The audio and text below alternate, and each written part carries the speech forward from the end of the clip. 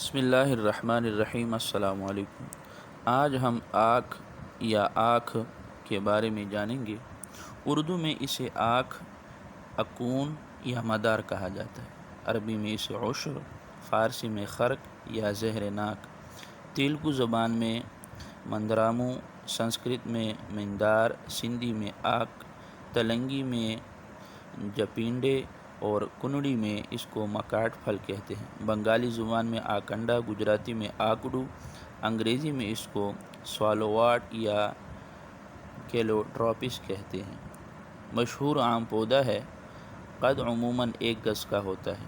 پتے چوڑے اور موٹے ہیں، برگد کے پتوں کی مانند۔ ٹہنی یا پتا یا پھول توڑنے سے دودھ نکلتا ہے۔ اطراف میں جڑ کی بنسبت زیادہ دودھ نکلتا ہے۔ پھول چھوٹا اور پتی دار مشابہ نرگس کے۔ پھول کے درمیان میں لونگ کے سر کے برابر ایک شے ہوتی ہے جس کو آنکھ کی لونگ یا قرنفل مدار کہتے ہیں۔ پھل یعنی آنکھ کا ڈوڈا مشابہ آم کے ہوتا ہے۔ خشک ہونے پر پھٹتا ہے تو اس کے اندر سے سنبل کی روئی کی مانند روئی نکلتی ہے۔ تخم چپٹے سیاہی مائل دالِ ارہر کے برابر ہوتے ہیں۔ بعض آنکھ کے درختوں پر ایک قسم کی رطوبت منجمد ہو جاتی ہے جس کو صمغ عشر یعنی آنکھ کا گوند یا سکر العشر یعنی آنکھ کی شکر کہتے ہیں۔ محققوں نے دریافت کیا ہے کہ اس کا جزو مؤثر ایک زرد تلخ رال ہے اور اس میں کوئی الکلائیڈ نہیں پایا جاتا۔ مقام پیدائش ہند و پاکستان کی زیادہ تر بنجر زمینوں اور ریگستان میں پایا جاتا ہے۔ موسم گرما میں بکثرت ہوتا ہے۔ رنگ سبز، پتے سفیدی مائل، پک جانے پر زرد رنگ کے ہو جاتے ہیں۔ پھول سفید، اندر سے اودے یعنی نیلے رنگ کے، بعض سرخی مائل ہوتے ہیں۔ ذائقہ تلخ تیزی مائل۔ مزاج دودھ گرم اور خشک چوتھے درجے میں، پھول، شاخیں، جڑیں اور پتے وغیرہ تیسرے درجے میں۔ مقدار خوراک عقلاً و شرباً ممنوع ہے، الا خاص الخاص حالت میں شیر آنکھ 1 سے 2 قطرہ تک پیا جا سکتا ہے یا کھایا جا سکتا ہے۔ جڑ کی چھال 2 سے 5 رتی تک، پھول 1 سے 3 رتی تک۔ جو شاندہ میں پتے یا چھال کو 3 سے 5 ماشا تک استعمال کر سکتے ہیں۔ مقام پیدائش مغربی پنجاب کا میدانی علاقہ، لسبیلا اور سبی۔ مصلح دودھ، گھی، افعال و استعمال: تازہ پتے مسکن الم اور سردی کے اورام کو تحلیل کرتے ہیں۔ دودھ لاذع، اکال، مکرح یعنی گوشت کھایا جاتا ہے اور جلد میں زخم ڈالتا ہے، بالوں کو گراتا ہے۔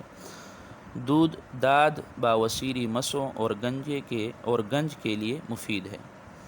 دانت درد کو تسکین دیتا ہے۔ پیٹ کے کیڑوں کو مارتا ہے۔ تیل میں اس کے پتوں کو روغن کنجد کے ہمراہ پکا کر صاف کر کے لگانا جوڑوں کے درد کو مفید ہے۔ پھول ہاضم اور قاطع بلغم ہے اور اکثر امراض معدہ اور ضیق النفس میں مفید ہے۔ نیز محلل اور مسکن ہونے کی وجہ سے دیگر ادویہ کے ہمراہ تیل تیار کر کے وجع المفاصل اور درد کمر وغیرہ میں مالش کرتے ہیں۔ پھول کا اندرونی چکور بطور ساگ کھانا ریاحی امراض میں مفید ہے۔ مسہل قوی ہے، دھونی مچھروں کو بھگا دیتی ہے۔ حب عشر اور روغن گل آنکھ اس کے مشہور مرکبات ہیں۔ اس کا دودھ قریب بسم کے ہے یعنی زہریلے ہونے کے قریب ہے۔ 4-5 ماشا تک کھانے سے ہلاکت واقع ہوتی ہے۔